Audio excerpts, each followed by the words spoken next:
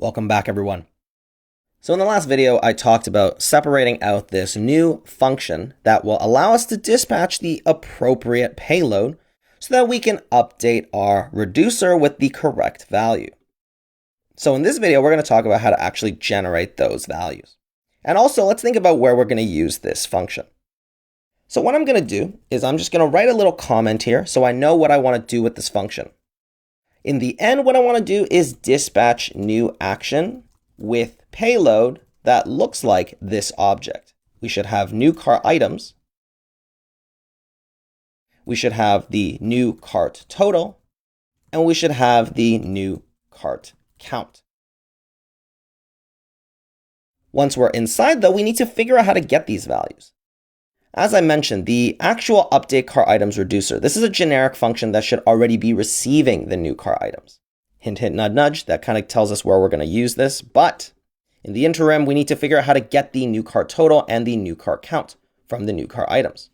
So that's really another thing we need to get. We need to generate new cart total, and we need to generate new cart count.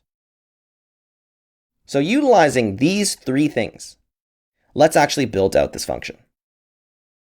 So first, we have to figure out how to get these new cart items into update cart items reducer. So here, we already have these three different helper functions that explicitly, as we know, give us the new cart items.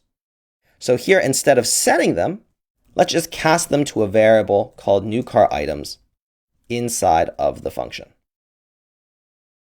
And similarly, we're going to do that in each of these areas like so.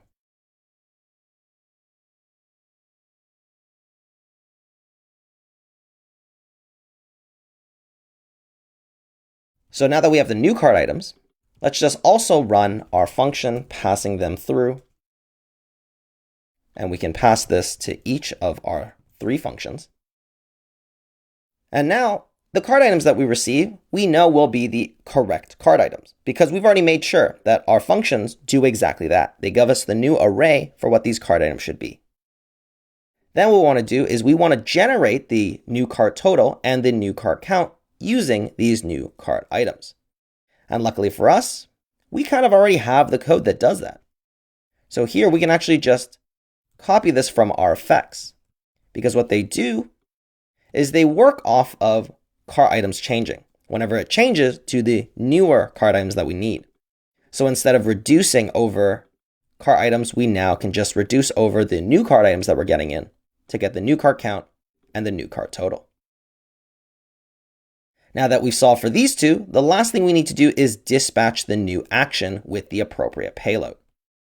So here, what I want to do is instead of using all of these values, I am going to figure out how to use reducer to help us do this.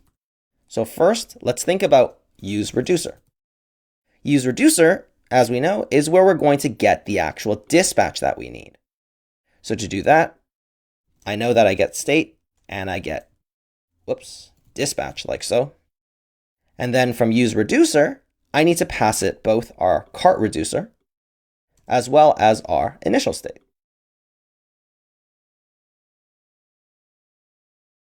As for dispatch, now we can actually just dispatch away the new action that we want to generate.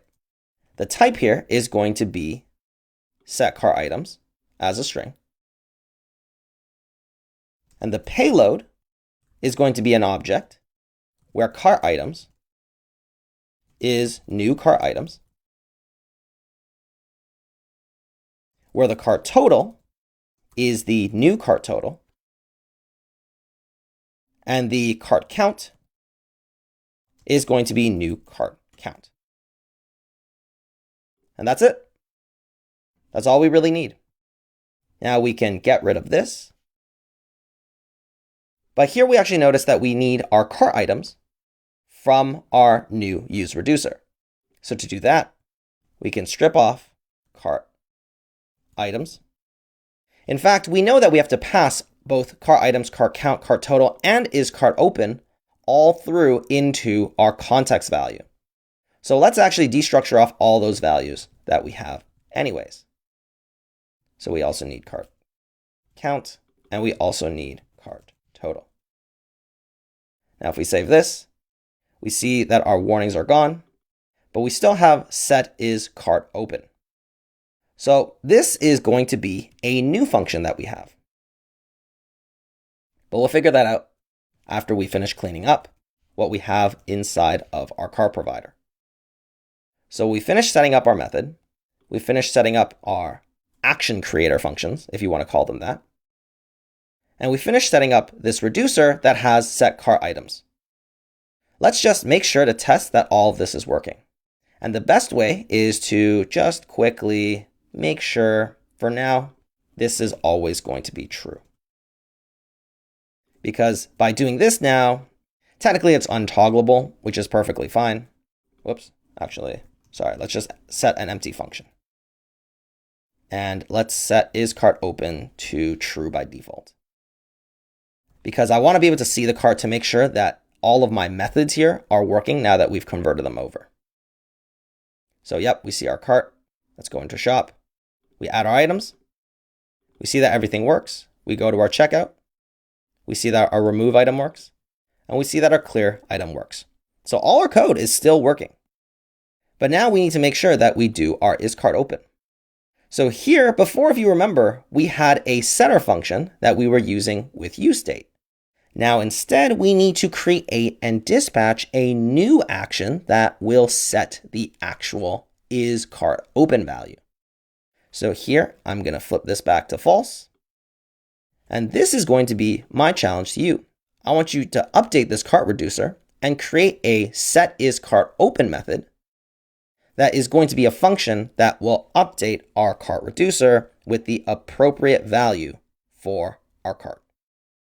So do that for me, and then join me in the next video where we will tidy up this cart context, as well as figure out some minor optimizations and utility functions that will make modifying our reducers easier in the long run. I'll see you in the next video.